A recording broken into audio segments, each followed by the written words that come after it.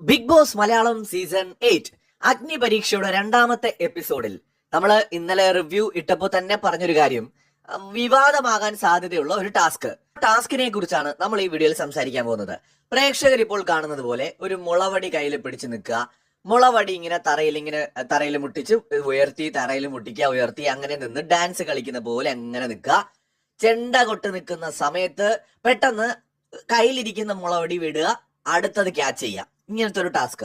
ഈ ടാസ്ക് മുന്നോട്ട് പോകവേ അവസാനം എത്തുമ്പോ ടാഷി, ജെറ്റി എന്നിങ്ങനെ രണ്ടുപേര് മാത്രമായിട്ട് മാറുന്നു. ആദ്യം തന്നെ പറയാം, രണ്ടുപേരും പേഴ്സണലി എനിക്ക് നല്ലപോലെ ഇഷ്ടപ്പെട്ടു. ആ ടാസ്ക് ചെയ്തതിൽ നന്നായിട്ട് തന്നെ രണ്ടുപേരും ചെയ്തു. ടാഷി ആണെങ്കിലും വളരെ സ്മാർട്ടാണ്, കോൺസെൻട്രേറ്റ് ചെയ്ത് നിന്നിട്ടായിരുന്നു ആ ഒരു ടാസ്ക് ചെയ്തത്. ജെറ്റി ആണെങ്കിലും ശരിക്കും ഞെട്ടിച്ചു കളഞ്ഞു, അടിപൊളിയായിട്ട് ആ ടാസ്ക് ചെയ്യുന്നുണ്ട്. സോ ലാസ്റ്റ് എത്തിയപ്പോ എന്ത് പറ്റിയെന്ന് വെച്ചാൽ, ഈ ലാസ്റ്റത്തെ റൗണ്ടില് ഇവരുടെ ഫൈനൽ ആ ഒരു മത്സരം നടക്കുന്ന സമയത്ത് ആ ചെണ്ടകൊട്ട് നിർത്തുന്ന സമയത്തേക്കും പെട്ടെന്ന് തന്നെ ജെറ്റി ഒരു സ്ട്രാറ്റജി യൂസ് ചെയ്തിട്ട് വടി ടാഷിയുടെ നേരെ പോയി വീഴാതെ ജെറ്റിയുടെ പുറകിലേക്ക് പോകുന്ന രീതിയിൽ അതിനെ ഡ്രോപ്പ് ചെയ്തിട്ട് ടാഷിയുടെ കയ്യിലിരുന്ന വടി മാക്സിമം സ്ട്രെച്ച് ചെയ്ത് ക്യാച്ച് ചെയ്യുന്നുണ്ട്. സോ അത് വിഷ്വൽസ് കാണുമ്പോൾ നമുക്ക് വളരെ ക്ലിയർ ആണ്. ശരിക്കും ബ്രില്യന്റ് മൂവ് ആയിരുന്നു. കാരണം ഈ ജെറ്റിയും ടാഷിയും തമ്മിൽ നമ്മൾ നോക്കുമ്പോൾ ഫിസിക്കലി ആണെങ്കിലും കുറച്ചും കൂടി മെയ്വഴക്കത്തോട് കൂടിയിട്ട് ക്യാച്ച് ചെയ്യാനും ടാസ്ക് കളിക്കാനും കഴിയുന്ന ഒരാൾ എനിക്ക് തോന്നിയത് ടാഷിയാണ്. മേ ബി പുള്ളി മാർഷൽ ആർട്സ് ഒക്കെ പ്രാക്ടീസ് ചെയ്തിട്ടുള്ള ഒരാളാണെന്ന് പറയുന്നത് കേട്ടു. സോ അപ്പൊ ആളുടെ മുൻപുള്ള ക്യാച്ചസ് നമ്മൾ നോക്കിയാൽ തന്നെ അറിയാം, തറയിൽ കിടന്ന് ഉരുണ്ടും അല്ലെങ്കിൽ ചാടി വീണും ഭയങ്കര സ്റ്റൈലായിട്ടൊക്കെ ക്യാച്ച് ചെയ്യുന്നുണ്ട്. അപ്പൊ ആളെ സംബന്ധിച്ചിടത്തോളം നല്ല മെയ്വഴക്കമുണ്ട്, ഭയങ്കരമായിട്ട് സ്മാർട്ടായിട്ട് കോൺസെൻട്രേറ്റ് ചെയ്ത് നിന്നിട്ട് കളിച്ച ഒരാളാണ്. സോ ടാഷിയുടെ അടുത്തേക്ക് ഒരു വടി ജസ്റ്റ് പുള്ളിയുടെ കയ്യില് ഒരല്പമെങ്കിലും പുള്ളിക്ക് എത്തുന്ന രീതിയിൽ വടി ഇട്ട് കഴിഞ്ഞാൽ, ഡ്രോപ്പ് ചെയ്ത് കഴിഞ്ഞാൽ, മൂപ്പര് ഉറപ്പായിട്ട് വേണമെന്നുണ്ടെങ്കിൽ തലകുത്തി മറിഞ്ഞിട്ടായാലും അത് ക്യാച്ച് ചെയ്യാൻ മാക്സിമം ശ്രമിക്കും, ഉറപ്പാണ്. കാരണം ടാസ്ക് മുഴുവനായിട്ട് കാണുമ്പോൾ നമുക്ക് അതാണ് മനസ്സിലാവുന്നത്. അവിടെ ശരിക്കും ജെറ്റി ഒരു ഇന്റലിജന്റ് ആയിട്ടാണ് അവിടെ കളിച്ചത്. ടാഷിക്ക് ഒരിക്കലും കിട്ടാത്ത വിധം ആ ഒരു വടി ഡ്രോപ്പ് ചെയ്യുക, എന്നിട്ട് ടാഷിയുടെ വടി വളരെ ശ്രദ്ധയോടെ ക്യാച്ച് ചെയ്യാം. അതിൽ അവർ വിജയിച്ചു. അങ്ങനെ ആ ടാസ്ക് ജയിച്ചത് ജെറ്റിയാണ്. പക്ഷെ ജഡ്ജസ് അവിടെ പറഞ്ഞൊരു സാങ്കേതിക കാരണം, ടാസ്കിനകത്ത് പറഞ്ഞിരുന്നു വടി ഇങ്ങനെ കുത്തി കുത്തി കുത്തി തന്നെ നിൽക്കണമെന്ന് പറഞ്ഞു. പക്ഷെ ഒരു കുഴപ്പം എന്താന്ന് വെച്ച് കഴിഞ്ഞാൽ, ഇവിടെ ഈ ജഡ്ജസ് പറയുന്നത് ഈ നമ്മുടെ ജെറ്റി അങ്ങനെ ചെയ്തില്ല. ജെറ്റി ആക്ച്വലി അങ്ങനെ കുത്തി കുത്തി കുത്തി നിൽക്കാതെ കുറച്ചു നേരം കയ്യിൽ പിടിച്ചു നിന്നു ഇടയ്ക്ക് എന്നൊക്കെയാണ് അവർ ചൂണ്ടിക്കാണിച്ചത്. അപ്പൊ അതുകൊണ്ട് അവര് അവിടെ ടാഷി ജയിച്ചതായിട്ട് പ്രഖ്യാപിക്കുകയും ചെയ്യുന്നു. ഇതിനിടയിൽ ഒരു കാര്യം സംഭവിച്ചത്, ഒരു ടൈമിൽ ജഡ്ജസ് ഭയങ്കരമായിട്ട് ശരിക്കും പറഞ്ഞാൽ അവർ കൺഫ്യൂസ്ഡ് ആയി. സോ റിയാസും നമ്മുടെ രഞ്ജിനിയും കൂടെ ചോദിക്കുന്നു, നമുക്ക് ഈ ഒരു റൗണ്ട് ഒന്നുകൂടി ചെയ്താലോ എന്ന്. അവിടെ അഖിൽ മാരാർ സ്കോർ ചെയ്യുന്നുണ്ട്. അവസരങ്ങൾ ജീവിതത്തിൽ പലപ്പോഴും ഒരു തവണയും കിട്ടൂ, സെക്കൻഡ് ചാൻസ് കിട്ടില്ല. അപ്പൊ ഇതൊന്നും കൂടി ചെയ്യുന്നത് പ്രായോഗികമല്ല എന്ന് അഖിൽ മാരാർ പറയുന്നു. അവിടെ ഇരുന്ന കണ്ടസ്റ്റൻസിനോട് ഇതിന് അഭിപ്രായം ചോദിച്ച സമയത്ത്, രഞ്ജിനി അടക്കമുള്ളവർ ചോദിച്ച സമയത്ത് ജെറ്റി പറഞ്ഞത് അത് വേണ്ട, ഇനി വീണ്ടും ചെയ്യണം എന്നില്ല എന്നായിരുന്നു, ഒരിക്കൽ കൂടി വേണ്ട എന്നായിരുന്നു. അപ്പൊ ജെറ്റി അങ്ങനെ പറയാൻ റീസൺ ഉണ്ട്. അവർ ഓൾറെഡി വിജയിച്ചു, അവരുടെ കാഴ്ചപ്പാടിൽ അവർ ജയിച്ചു നിൽക്കുകയാണ്.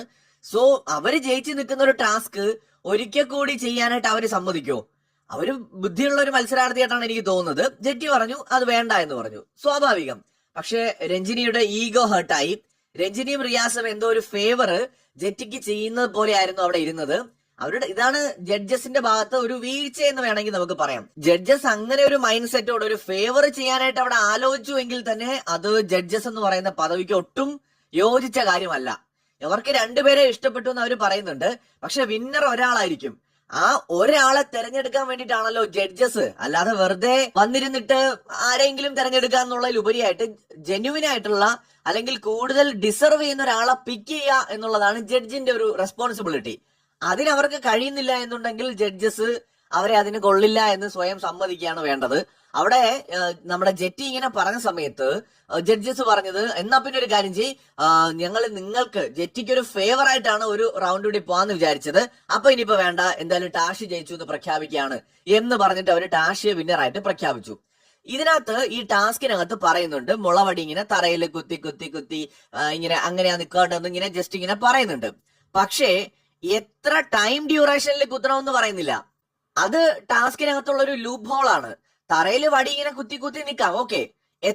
എത്ര സെക്കൻഡ് ഗ്യാപ്പിൽ കുത്തണം? ആ ഒരു സാധനം പറയുന്നില്ല. അവിടെ നമുക്ക് വേണമെന്നുണ്ടെങ്കിൽ ഒരു 2-3 സെക്കൻഡ് കയ്യിൽ ഹോൾഡ് ചെയ്ത് കുത്താം. സോ അവിടെ ആ ഒരു സ്ട്രാറ്റജിയിലാണ് എനിക്ക് തോന്നുന്നു ജെറ്റ് ഗെയിം കളിച്ചത്. ബട്ട് ഇതൊരു ഗെയിമാണ്. ആ ഗെയിമിനകത്ത് സ്ട്രാറ്റജിക്ക് ഇമ്പോർട്ടൻസ് ഉണ്ട്.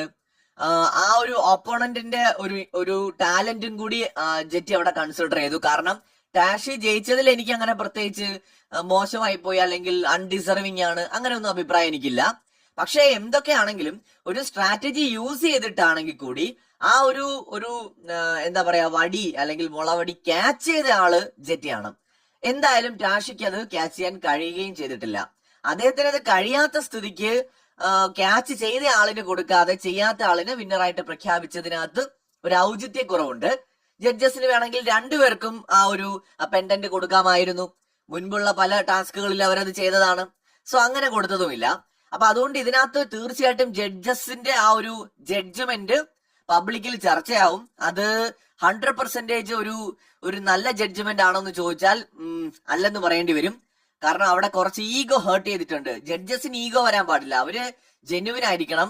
അവരിപ്പോ കണ്ടസ്റ്റൻസിൽ ഒരാൾ അവരുടെ ഒപ്പീനിയൻ പറയുമ്പോഴേക്കും പെട്ടെന്ന് കയറി നമ്മൾ പ്രൊവോക്ക് ആവേണ്ട കാര്യമില്ലല്ലോ. ജെറ്റി അവരുടെ ഒപ്പീനിയൻ പറഞ്ഞു, അത് വീണ്ടും ഒരു ടാസ്ക് വെക്കേണ്ട ആവശ്യമില്ല എന്ന്. അത് അഖിൽ മാരാറ് പറഞ്ഞൊരു അഭിപ്രായമായിരുന്നു. ആ അഭിപ്രായത്തോട് യോജിച്ചത് കൊണ്ടായിരിക്കാം പെട്ടെന്ന് നമ്മുടെ